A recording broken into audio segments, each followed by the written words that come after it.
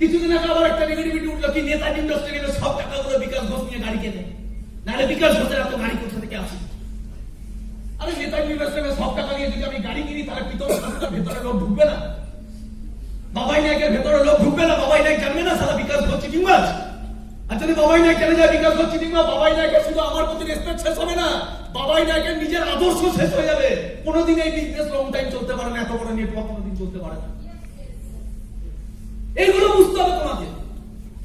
কে বলছে ওই তো 20,000 সিট ক্যাপাসিটি, সবাই যদি 300 টাকা করে দেয়, গান্ডু সারা তুই দেখেছিস 20,000 সিট ক্যাপাসিটি? তুই গুনেছিলি? ইন্টারনেট সার্চ করো, নেতাজি ইন্ডাস্ট্রিয়াল সিট সংখ্যা কত? 10 থেকে 12,000। কেন লিখে গেছে 10 থেকে 12,000? কারণ ওখানে 2,000 সিট তোমার অ্যালাউ নেই, 2,000 সিট বন্ধ হয়ে গেছে। তাহলে টোটাল সিট ক্যাপাসিটি হলো 10,000। 10,000 সিটের মধ্যে ব্যাক স্টেজ, স্টেজের পিছনে কেউ দেখতে পারবে না, 3,000 সিট ক্যান্সেল। 10,000 সিটের থেকে যদি 2,000 থেকে 3, আমি ধরলাম 2,000 সিট ক্যান্সেল। 10,000 এর মধ্যে থেকে যদি 2,000 সিট ক্যান্সেল হয়ে যায়, মানুষ টিকিট দেবে না, তাহলে কত সিট বাঁচলো? 8,000 এর মধ্যে থেকে অন্যান্য টিম থেকে এসছে কতজন? অন্যান্য টিম থেকে এসছে নিয়ার অ্যাবাউট 2,500 জন। 2,500 জন কত করে টাকা দিয়েছে? অন্য টিমের লিডারদের কান্না বেরোয়, চোখের জল বেরোয়, আমাদের টিম কি করে 300 টাকা দেবে? আমি ওখানে বসে বসে হাসি, তোমাদের মাইন্ড সেটআপই নেই, তাই তোমাদের টিমের মাইন্ড সেটআপই নেই। আমাদের টিমকে 500 টাকা দিতে বললে আমার বিলিভ আছে 80% ছেলে 500 টাকা দেবে। আমি কখনো জানতে যাইনি বাবাই তোর টিম কত দেবে, রাহুল তোর টিম কত দেবে, আর ওদের ভেতরে বিলিভটা আছে স্মার্ট ভ্যালু করছে, জিজান দিয়ে স্মার্ট ভ্যালু করবো। কোটিপতি হওয়ার জন্য জন্মেছে যখন সারা রেকগনিশন প্রোগ্রাম বছরে একবার আমাদের দুর্গাপুজো হয়, একবার আমাদের ঈদ হয়, একবার আমাদের হোলি হয়, সেগুলো রেকগনিশন প্রোগ্রামে 200 টাকা না 100 টাকা না 300 টাকা ভাবতে যায় না। আমি ওখানে বললাম স্যার কোনো টেনশন নেবেন না, টিকিটের যত খরচা, হল মেইনটেনেন্স করতে গেলে যত খরচা আছে আপনি বাজেট বলুন, আমি আমার টিম থেকে যত কালেকশন হচ্ছে সেটা বলুন, বাকি পুরো টাকা আমি ম্যানেজ করে দেবো। অমিত স্যার বলছে দেখ বিকাশ ঠিক করে ভেবে বল, ঠিক করে ভেবে বল, আর বেশি দিন বাকি নেই, অত টাকা তুই কোথা থেকে জোগাড় করবে? স্যার আপনি টেনশন নেবেন না, আপনি শুধু বলুন আমাকে কত দিতে হবে। অমিত স্যার বলছে তোরা তো এরকম আওয়াজ বেড়ে দিচ্ছিস, লাস্টে পুরো বয়স আমাকে টেনশন করতে হবে। আর আপনাকে টেনশন করতে হবে না, আপনি শুধু বলুন। ইভেন রেকগনিশনের টিকিট 1 সপ্তাহ আগে ছাপানো হয়েছে, 1 সপ্তাহ আগে আমাকে রাজুয়া জিজ্ঞাসা করছে বল পারবি তো? আপনি বলুন না কত, পুরো নেতাজি ভরতে হলে আমি নেতাজি ভরি দেবো, কোনো টিমকে আমার লাগবে না।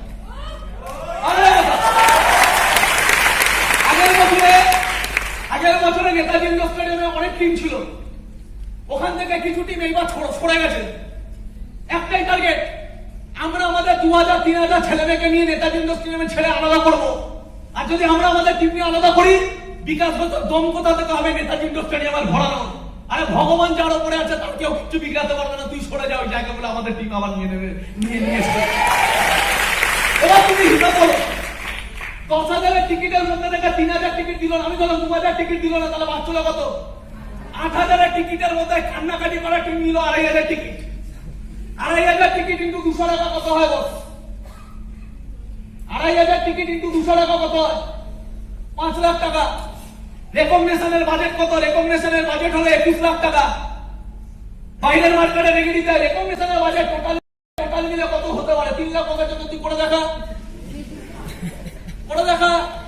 আমরা হাফিয়ালিতে আবার রেকগনিশন করবো, চল তোর হাতে পুরো টাকা দিয়ে দিলাম 3 লাখ টাকা, তুই করে দেখা। হ্যালো, বোঝাতে পারছি না? বোঝাতে পারছি আমার কাছে বোঝাতে পারছি না? রাজীব দা যে রেকগনিশন করে, পুরো whole smart value recognition program যে ম্যানেজমেন্ট করে, তার নাম রাজীব দা। রাজীব দা টোটাল বাজেট করেছে 21 লাখ টাকা। ওখান থেকে আমরা বার্গেনিং করে অমিত স্যার বলছে রাজীব দা বোঝার চেষ্টা করো, আমাদের অন্যবারে অনেক টিমের সাথে হয়, এবার শুধুমাত্র বিকাশই ইয়ে করছে, প্রথমবার করছে, একটু বার্গেনিং করে লাস্টে 19 লাখ টাকা আসে। লাস্টে 19 লাখ টাকা আসে। এবার তুমি আমাকে বলো 2,500 টিকিট ইন্টু 200 টাকা টোটাল কত উঠলো? 5 লাখ টাকা। 19 লাখ টাকা থেকে 5 লাখ বাদ দিয়ে দাও, 14 লাখ টাকা আমার ঘাড়ে। 14 লাখ টাকা ঘাড়ে, তাহলে 10,000 থেকে 2,000 বাদ 8,000, 8,000 মধ্যে 2,500 চলে গেলে বাঁচলো কত? 5,500 টিকিট। 5,500 টিকিট 300 টাকা করে হলে কত হয়? 5,500 টিকিট 300 টাকা করে হলে খুব বেশি হলে 16 লাখ টাকা হয়। আমার ঘাড়ে কত টাকার দায়িত্ব? 14 লাখ টাকার দায়িত্ব। 5,500 টিকিটের মধ্যে লাস্টে 1,500 থেকে বেশি টিকিট আছে যারা কোনো টাকা দেয়নি। কেউ 50 টাকা দিয়েছে, কেউ 100 টাকা দিয়েছে, কেউ 150 টাকা দিয়েছে, ফলে অনেক প্রমাণ আছে। কোথায় টাকা বাঁচে বস?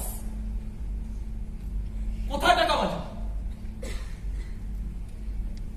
ইতিহাস প্রমাণ আছে, স্মার্ট ভ্যালুর ইতিহাস প্রমাণ আছে, বাবা ইনায়েত প্রমাণ আছে, প্রীতম সাধুকা প্রমাণ আছে, রাহুল রায় প্রমাণ আছে। আজকে আমি গাড়ি কিনেছি, যখন আমি প্রথম স্মার্ট ভ্যালুতে সিলভার আছে বড় গাড়ি কিনেছি, বাইক কিনে আমার লাইফের প্রথম বাইক চালাতে পারি না, বাইক কিনেছি কেন? কারণ আমি আমার টিমের লিডার, বাইরের টিমটা তখন থেকে আমরা নেগেটিভ খাওয়া স্টার্ট করি। তখন থেকে আমরা নেগেটিভ খাওয়া স্টার্ট করি। যখন বারাসাতের একটা ছোট অফিসে আমি কাজ করতাম, তখন থেকে নেগেটিভ খাওয়া স্টার্ট করি। বাইরের টিমগুলো কি করতো? একটা উইক টিম ভেবে কি করতো? নেগেটিভ মেরে বেড়ে, তোদের সিনিয়রদের গাড়ি আছে, তোদের সিনিয়ররা স্টেজে ওঠে, তোদের সিনিয়রদের জায়গায় কোথায়? বিকাশ ঘোষকে কে চেনে? প্রচুর ছেলে আছে যারা আমাদের টিমে রিটার্ন করাতে আসে। বারাসাতে আমি দাঁড়িয়ে আছি, কয়েকজনের সাথে কথা বলছি, অন্য টিমে 2-4টা ছেলে রিটার্ন করাতে নিয়ে আসছে।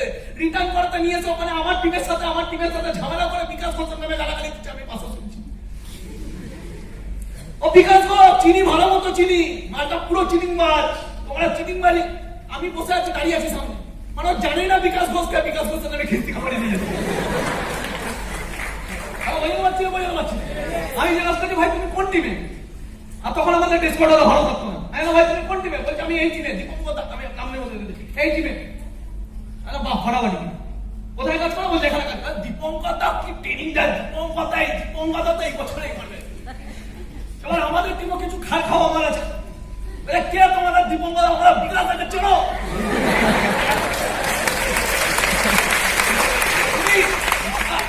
থাকে এক একটা অ্যাসোসিয়েট আছে, ভাবনায় করি না, প্রচুর ভালোবাসে। ওখানে দাঁড়িয়ে বিকাশ দা চলো, শের তুমি শেরের জায়গা আছে, শেরকে লাল কাট। আমি শের চুপচাপ দাঁড়িয়ে আছি।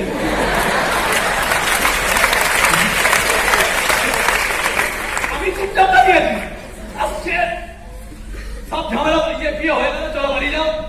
লাস্টে আমি আমার টিমের ছেলেটাকে বললাম, কেন তুই বেকার শের বলতে যাচ্ছিস? তুই জানিস শের কাকে বলে? আমি এই ছেলে, আমার টিমের ছেলে, ভালো ছেলে, সন্তু, এখনো বিজনেস করছে ভালো লেভেল। আমি ওকে বললাম, সন্তু তুই যে এখানে বললি, আওয়াজ মারলি ওকে, ওর টিমের লিডারকে ছোট করলি, আমাকে বড় করলি, তুই বললি আমি শের। জানিস শেরকে? এই বিজনেসে শেরকে তারাই শের যাদের টিম শের। তুই যদি আমার নামে এত কিছু না বলে, তুই যদি কালকে টার্গেট নিতি যে আগামী 2 বছরের মধ্যে তোর টিমের যে সিনিয়র আছে তার থেকে বড় টিম পেয়ে দেখাবো, সেই দিনকে আমি প্রমাণ পেয়ে যেতাম যে আমি সত্যি শের। কারণ আমার টিমের শের পয়দা হয়ে গেছে, যে আওয়াজ মারছিল তাকে ধ্বংস করার ক্ষমতা আমার টিমের পারফরমেন্সে আছে, তখন আমি হতাম শের।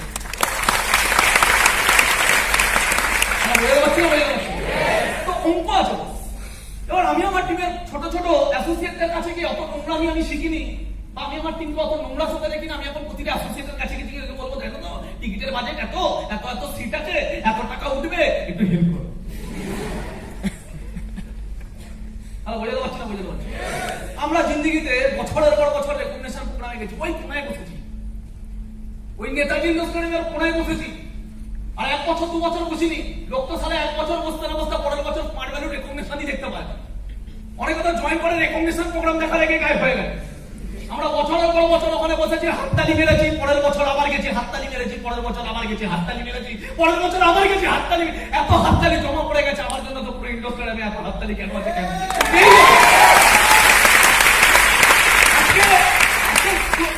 অল ওভার ইন্ডিয়া চেক করে দেখো না, ভারতবর্ষে এত বড় বড় লিডার, তাবড় লিডার, ভারতবর্ষের যেখানে রেকগনিশন প্রোগ্রাম হোক না কেন, যেখানে রেকগনিশন প্রোগ্রাম হোক না কেন, যত বড় অ্যাচিভার স্টেজে উঠুক না কেন, প্রতিটা মানুষ ওই রেসপেক্ট জানায় না।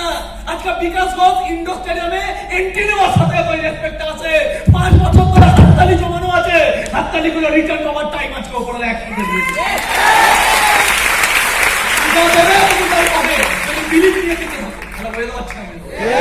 দুদিন আগে আমাকে ফোন করেছে, 3 দিন আগে আমি বাবাইকে রেকর্ড শোনাচ্ছিলাম। 3 দিন আগে আমার একটা অ্যাসোসিয়েট আমাকে ফোন করেছে যে 8 বছর আগে আমাকে ছেড়ে চলে গেছিল বিজনেসে, কেন বিজনেস হবে না বলে, তাই। তার নাম জয়ন্ত। তো 3 বছর আমার সাথে 2 বছর বিজনেস করে, 2-3 বছর বিজনেস করে। তখন আমাদের কিন্তু এরকম অ্যাসোসিয়েশন ছিল না, তখন আমাদের এত ভিশন ছিল না, কিচ্ছু ছিল না। ছেলেগুলো খেটেছিল, মোটামুটি খেটেছিল।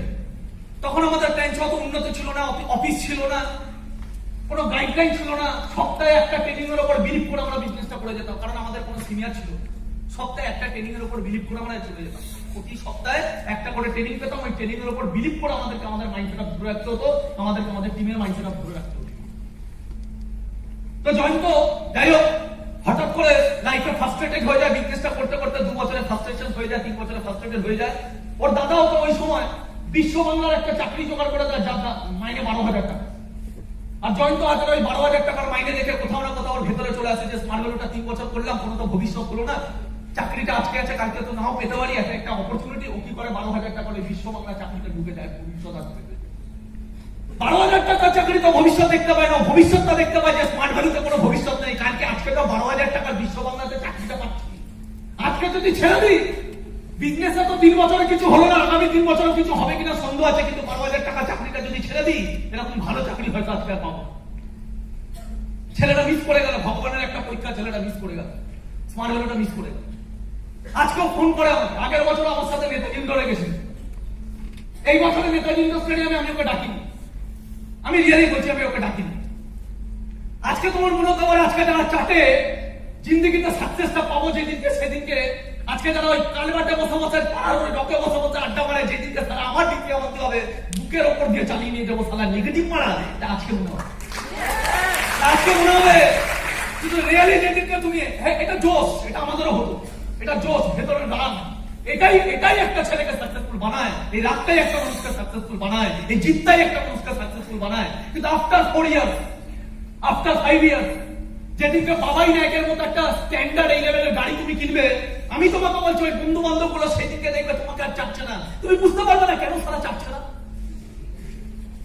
সেদিনকে দেখবো ওরা তোমাকে দেখে পালিয়ে যাচ্ছে, সেদিনকে দেখবো ওরা তোমার সাথে চোখে চোখ মেলাচ্ছে না, চোখ তুলে তাকাতে পারছে না। সেদিনকে তোমার ভেতরে মনুষ্যত্বটা এই লেভেলে তোমার ভ্যালু করে দেবে, সেদিনকে কিন্তু তুমি তোমার সাকসেসের অহংকার ওকে দেখাবে না, সেদিনকে তোমার কাছে সবকিছু থাকবে তাও তুমি ওকে বোঝাবে না। এটা হলো স্মার্ট ভ্যালুর এত বড় মনুষ্য।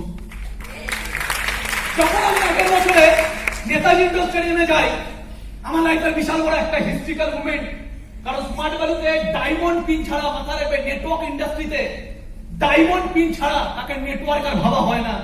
যতক্ষণ না তুমি ডায়মন্ড পিনতে যাচ্ছ তার মানে তুমি এখনো পর্যন্ত বিজনেস শেখোনি, এখনো পর্যন্ত করোনি, ইতিহাস বানানো বাকি আছে। যেদিনকে তুমি ডায়মন্ড মারবে সেদিনকে তুমি বুঝতে পারবে what is need to work কি। হ্যালো, বুঝতে পারছি? আমার লাইফের একটা হিস্ট্রিক্যাল মুভমেন্ট, সেই বছর আমি ডায়মন্ড হই, ক্রাউন হতে হতে হই না, ডায়মন্ড হই। নেতাজি ইন্ডোর স্টেডিয়ামে যখন আমি যাই, জয়ন্ত হাজরা মানে যে আমার বন্ধু, যে আজ থেকে নিয়ার আবার 5 বছর আগে আমার সাথে বিজনেসটা ছেড়ে চলে গেছিল ওই 12,000 টাকা চাকরির জন্য। 5 বছরের জীবনে আমার প্রচুর লাইফে স্ট্রাগল আসে, স্ট্রাগল আসার পরে যখন আমার জীবনটা উপরের দিকে যায়, সেম ভাবে 5 বছর ওই 12,000 টাকা চাকরিতে মস্তি করতে করতে 5 বছর পরে ওর জীবনটা খারাপ জায়গায় যায়। তখন আমার জীবনটা যেমন আস্তে আস্তে আস্তে আস্তে রাইজ আপ করে, ওর জীবনটা তেমনি আস্তে আস্তে আস্তে আস্তে খারাপ সিচুয়েশনের দিকে যায়। এবং যখন ও নেতাজি ইন্ডোর স্টেডিয়ামে যায়, আমার সাথে আমার গাড়ি পড়ে যায় ডিসিয়াবান্তি, সরি আমি ডিসিয়াবান্তিতে যাইনি, আমি গেছিলাম সেলে করে, ডিসিয়াবান্তিতে বিস্ফোর বাবাই। যখন আমি সেলে করে যাই, আমি পিছনে বসে আছি, আমার পাশে জয়ন্ত বসে, তা আমি সামনে এসির দিকে এইভাবে বসে আছি, জয়ন্ত আমার পিছনে বসে কনস্ট্যান্ট আমাকে তাকিয়ে আছে, আমি দেখতে পাচ্ছি কনস্ট্যান্ট। লাস্টে যখন আমি ওর দিকে তাকাই, আমি কি দেখছি, বলে ভাই আমি বিকাশ ঘোষের সাথে বসে আছি, আওয়াজ শুরু করেছে, বলে ভাই শুরু করিনি, তুই বিলিভ করবি না, তুই বিলিভ করবি না, আমি প্রতিদিন অফিসে যখন যাই না, অফিসে গিয়ে শুধু তোর কথা বলি, প্রতিদিন বাড়িতে এসে যখন ঘুম আসে না, রাত্রেবেলা যখন বিভিন্ন রকমের টেনশন আছে, তখন আমি শুধু তোর কথা ভাবি, সেই বিকাশ। একটা সময় স্কুলে তোকে কতটা দেখতে খারাপ ছিল, তোর মুখে এত ব্রণ ছিল, লোক তোকে কত চাপতো, আমরা তোকে কত চাপতাম, আজকে সেই বিকাশ যাকে দেখার জন্য পুরো অল ওভার ইন্ডিয়া বসে আছে। সেম ওর ও যখন আমি নেতাজি ইন্ডোর স্টেডিয়ামে আগের বছর স্টেজে উঠি, আমি ব্যাক স্টেজে ওর সাথে দাঁড়িয়ে থাকি, আমি কারোর সাথে হাত মেলাতে যাই, আমি ওর সাথে দাঁড়িয়ে থাকি। কেন? কারণ আমি বুঝতে পারি ওর ফিলিংসটা কি হতে পারে। 15 দিন পরে জয়েন করেছে জয়ন্ত, আমার হাত ধরে জয়ন্ত 15 দিন পরে স্মার্ট ভ্যালু জয়েন করে।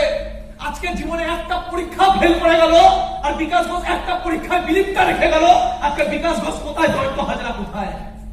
যখন নেতাজি ইন্ডোর স্টেডিয়ামে বিকাশ ঘোষ স্টেজে দাঁড়াচ্ছে, পুরো ইন্ডোর স্টেডিয়াম কাঁপছে, ওখানে জয়ন্ত হাজরা স্টেজের পিছনে দাঁড়িয়ে দাঁড়িয়ে হাততালি মারছে, আপনার ফিলিংসটা বুঝতে পারি। আমি ওর জন্য আমার মনে হয় ওইটা অসম্মান করা হয় একটা মানুষকে। এই বছর রেকগনিশন আবার যাবে, আবার অসম্মানিত হবে, আবার প্রতিদিন রাখতে বলে আমার কথা বলবে, আমি চাই না। এর জন্য এই বছর রেকগনিশন ওকে বলিনি। তারপরে আমার নাম্বার চেঞ্জ হয়ে যায়, যদিও নাম্বার চাইলে আমি জোগাড় করতে পারতাম, নিবেদিতার সাথে কানেকশন আছে, আমার মায়ের সাথে মাঝে মাঝে কথা হয়, কিন্তু আমি ফোন করিনি। 4 দিন আগে আমাকে সকালবেলায় জয়ন্ত ফোন করে, আমি ফোন তুলি, ঘুম থেকে উঠি তখন আমাকে ফোন করি। 3 বার আমি ফোনটা কেটে দিই, আমি অন্য কারোর নাম ভেবে ফোনটা কেটে দিই। 4 নম্বর আমি ফোনটা রিসিভ করি, জয়ন্ত ফোন করে, আমি পারলে রেকর্ডিংটা শোনাতে পারি, এক্ষুনি আমার কাছে রেকর্ডিং করা আছে। কারণ আমি মুখে বলা আলাদা জিনিস, আর রেকর্ডিংটা শোনাবো যখন, তখন রিয়াল যে ইম্প্যাক্টটা করবে তখন আলাদা জিনিস। একটা মানুষ স্মার্ট ভ্যালু ছাড়া 5 বছর পর কতটা পস্তায়, কিন্তু কিচ্ছু করতে পারে। আমি বললাম ভাই বল কেমন আছিস, তো বিভিন্ন রকমের কথা হলো, আমি অত ডিটেলসে যাচ্ছি না, আমি কালকেও শেয়ার করছিলাম ট্রেনিং এ, বিভিন্ন রকমের কথা বলতে বলতে ও বললো ভাই রাত্রেবেলায় নাইট ডিউটি করে সকালবেলা বাড়ি ফিরলাম, 6টা থেকে জেগে আছি, এত ঘুম পাচ্ছ তুই বিলিভ করবি না, কিন্তু তোকে ফোন করা হয় না, তুই বিজি থাকিস বলে আজকে মাইন্ডসেটই করে নিয়েছি তোর সাথে কথা বলবো যতক্ষণ না তুই ঘুম থেকে উঠছিস, কথা বলবো তারপর ঘুমাতে যাবো, বিকালবেলা আবার আমার ডিউটি আছে, এখন যদি না ঘুমাই বিকালবেলা গিয়ে প্রবলেম হয়ে যাবে, কিন্তু তোর সাথে কথা বলবো, অনেকদিন কথা হয়। বল, বলছে ভাই তোর ভিডিওটা দেখলাম, অনেকবার দেখলাম, সত্যি ভাবি ওই বিকাশ ঘোষ তোর পাওনা ছিল। আমার পাওনা ছিল না রে, তোরও পাওনা ছিল, আমার থেকে বেশি খেটেছিলি তুই। আমি তো অনেক অলস ছিলাম, আমি তো কাজ করতে পারতাম না, আমি তো স্ট্রেঞ্জার করতে পারতাম না, আমার তো প্ল্যান অনেক কম ছিল, সেই তুলনায় দাঁড়িয়ে তোর প্ল্যান অনেক বেশি ছিল। বলতে ভাই কিছু করার নেই, তখন জীবনে অনেক মিথ্যা কথা বলেছি, অনেক কিছু করেছি, ফ্যামিলি প্রবলেম, এই প্রবলেম, ওই প্রবলেম বলে বলে অনেক মিথ্যা কথা বলেছি। আর মিথ্যা কথা বলার পরে আজকে স্মার্ট ভ্যালুটা মিস করে গেলাম, আজকে বাড়িতে সত্যিকারে এতটা প্রবলেম তুই বিলিভ করবি না। তুই তো জানিস আমার বাবা মারা যাওয়ার পরে আমার মা পাগলের মতো হয়ে গেছে, আমার দাদা মেন্টাল পেশেন্ট, 3 দাদা ছেড়ে দিয়েছে ঘর, আমাকে এত সবকিছু চালাতে হয়। 29-30 বছর বয়স হতে চললো, বাড়ি থেকে বিয়ের পেশা আছে, বিয়েটা করবো কি করে, 12,000 টাকা মাইনে, কেটে কুটে 8,000 টাকা পাই, কোন টাকায় সংসার চালাবো। স্মার্ট ভ্যালুর আজকে সাইডটা চলে, আজ থেকে 5 বছর আগে স্মার্ট ভ্যালু সাইডে 2-3 জনকে ছেড়ে চলে গেছিল।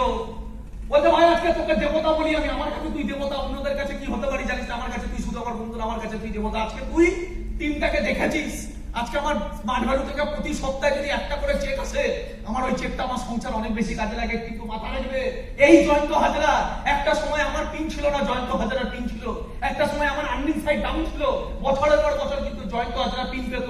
ওই সময় জয়ন্ত হাজরা একটা করে চেক পেত, আমি যখন বলতাম ভাই অফিসটা চালাতে হবে, আমাদের ছোট টিম কেউ দেখার নেই, তুই তো চেক পাস, তুই একটু কন্ট্রিবিউট কর, আমি যদি ধার দেনা করে কন্ট্রিবিউট করতে পারছি, তুই তো চেক পাস, তুই কন্ট্রিবিউট কর। তখন জয়ন্ত হাজরা কন্ট্রিবিউট করতো না, জয়ন্ত হাজরা তখন জিম করতে যেত।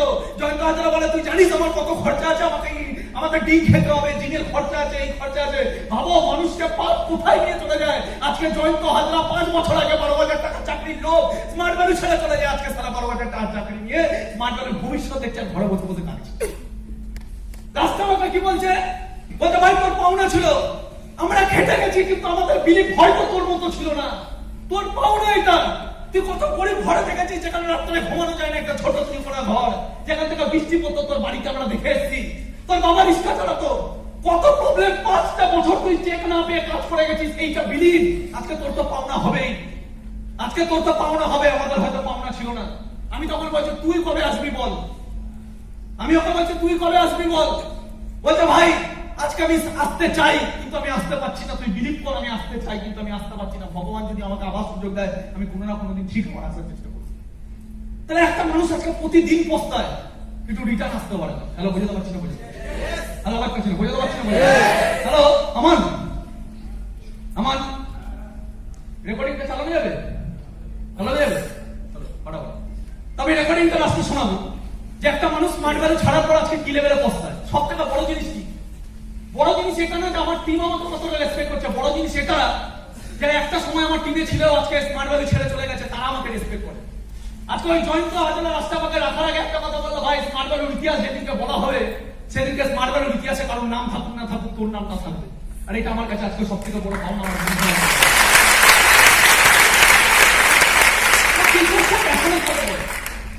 কিন্তু বিজনেসটা প্যাশনের সাথে করতে করতে অনেক রকম ভুল আমরা করে ফেলি। আমরা শুধু ফোর বেসিকটাকে আমাদের ভাবি বিজনেস করার সব থেকে মূল কারণ না, বিজনেসটা ফোর বেসিকের কারণ না। কথা বলে एक इंसान को बर्बाद करता है उसका गुरूर, एक इंसान को बर्बाद करता है उसका गुरूर, और एक इंसान को उस गुरूर से बचाता है उसका गुरु। জীবনে প্রথমে একটা গুরু সিলেকশন করা উচিত। হ্যাঁ বাই হার্ট তুমি মানতে পারছো কিনা আগে দেখে না, জোর জবরদস্তি কাউকে মানা যায় না। তবে আমি এটা বলবো না যে জোর জবরদস্তি কাউকে মানো, কিন্তু আমি এটা বলবো তুমি কাউকে মানো আর না মানো, কারোর নামে কোনোদিন খারাপ ভেবো না। কারণ যখন তুমি কারোর নামে খারাপ ভাবছো, মাথা রাখবেন পবিত্র মনে অল টাইম ভগবান থাকে। তুমি যখন কারোর নামে নেগেটিভ ভাবছো, তার কানে নেগেটিভিটিটা পৌঁছাক বা না পৌঁছাক, নেগেটিভিটিটা তোমার মাইন্ডটাকে আগে অ্যাটাক করে ফেলে। এবং ওই নেগেটিভিটির অ্যাট্রাকশনে তুমি কিন্তু আস্তে আস্তে নেগেটিভ দিকে চলে যাও। হ্যালো, বুঝতে পারছি তো? যত মানুষের প্রতি রাগ কম রাখবে, যত মানুষের প্রতি হিংসা কম রাখবে, যত মানুষের প্রতি লোভ, হিংসা, কাম এইগুলো থেকে যত দূরে থাকবে, মনটা তত বেশি সরল হবে। এই সময়টা এমন একটা সময়, লাইফের 3টে বছর আসবে স্মার্ট ভ্যালুতে। লাইফের 2টো পার্ট আছে, স্মার্ট ভ্যালু 2টো পার্ট আছে। একটা হলো প্রথম 3টে বছর, একটা হলো সেকেন্ড 3টে বছর। প্রথম 3টে বছর কারোর 1 বছর লাগবে, কারোর 2 বছরের স্ট্রাগল থাকবে, আবার কারোর 3 বছরের স্ট্রাগল থাকবে। স্মার্ট ভ্যালুতে হয়তো 35 লাখের মধ্যে হয়তো রিয়ালিস্ট কেউ আছে যার 5 বছরের স্ট্রাগল আছে, আর হয়তো এর জন্যই স্মার্ট ভ্যালুতে রিয়ালিস্ট কেউ আছে যে আজকে টপ 3-এ বসে আছে। ইয়েস, তার মানে ওই স্ট্রাগল। আজকে যখন আমি গাড়ি করে ফিরছিলাম গান শুনতে শুনতে, আমি তখন মনে মনে ভাবছিলাম সত্যিকারে শুধু স্মার্ট ভ্যালুর ইতিহাসে আমি থাকতে চাই না। আমাকে বলে your life is the message to the world. একটা জীবন আমি পেয়েছি, কোশ্চেন ইজ দ্যাট এই একটা জীবনে আমি লাইফে কি কি চোখের জল বার করলাম। জীবন তোমাকে যত অপমান দেবে আর জীবন তোমাকে যত চোখের জল বার করাবে, ততটা বেশি তুমি কোটি কোটি মানুষের কাছে ইন্সপিরেশন হবে, তুমি একজন নায়ক হবে। হ্যালো, বুঝতে পারছি? আজকে বলিউডে অনেক অ্যাক্টর আছে। আজকে সঞ্জু বইটা যে বেরোলো, সঞ্জু বইতে কি দেখানো হয়েছে? সঞ্জু বইতে দেখানো হয়েছে একটা মানুষের স্ট্রাগল কি লেভেলে হতে পারে। বিনা কারণে স্ট্রাগল, বিনা কারণে কোনো পাপ না করে একটা মানুষ কতটা বেশি লাইফে কাঁদতে পারে। বিভিন্ন জায়গায় অপমান, বিভিন্ন জায়গায় চোখের জল বার করা, বাবা চলে যাওয়া, জীবনে কত রকমের ধাপ দিয়ে মানুষ যায়। একটা মানুষের লাইফে কতগুলো ধাপ থাকতে পারে, একটা মানুষের লাইফে কতগুলো প্রবলেম থাকতে পারে, তারপর কিন্তু একটা মানুষ ইন্সপিরেশন হতে পারে। Hello, am I making sense?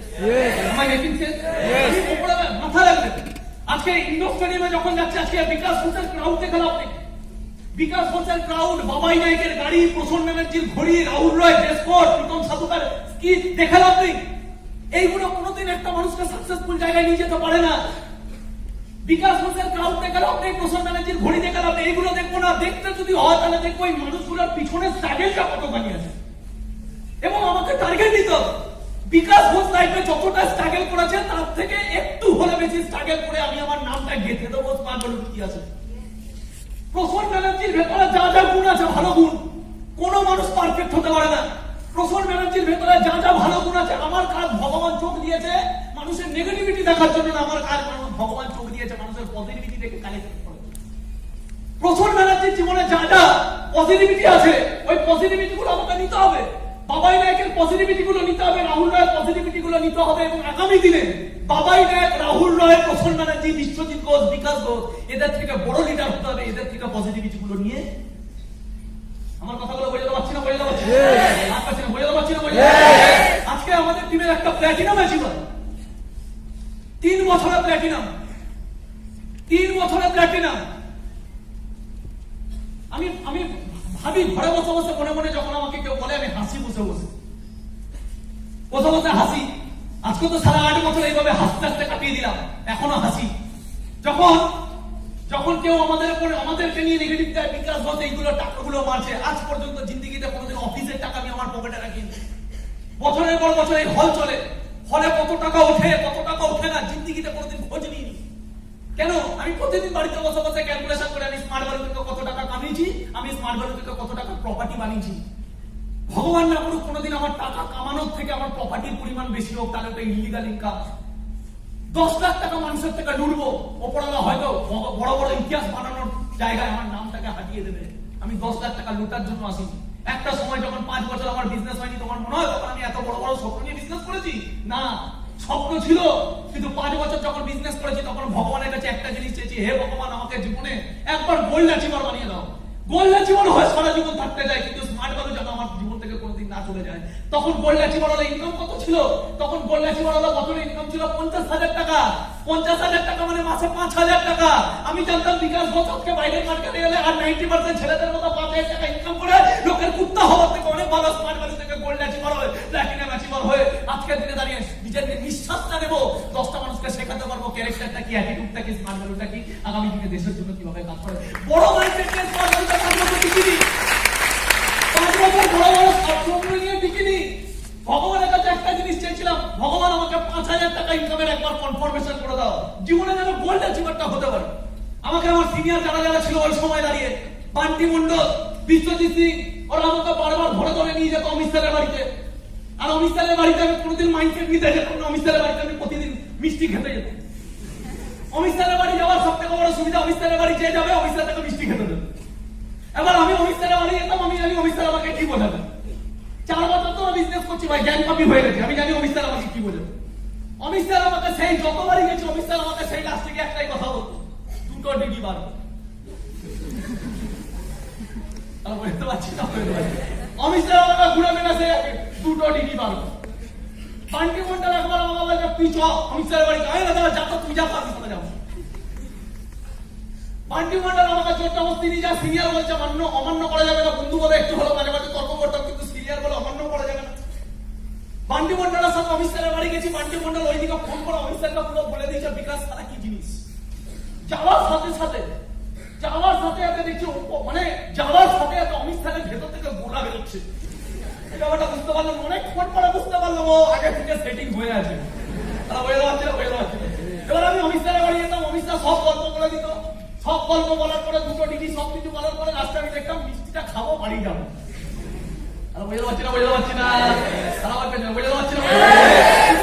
তুমি জানবে স্টেজ থেকে তারা দাঁড়ায়, তাদেরকে দূর থেকে অনেক কিছু মনে হয়, এটা ভালো জিনিস, কিন্তু তা বলে এটা না যে নিজেকে ডিসরেসপেক্ট করবে। বুঝতে পারছি না।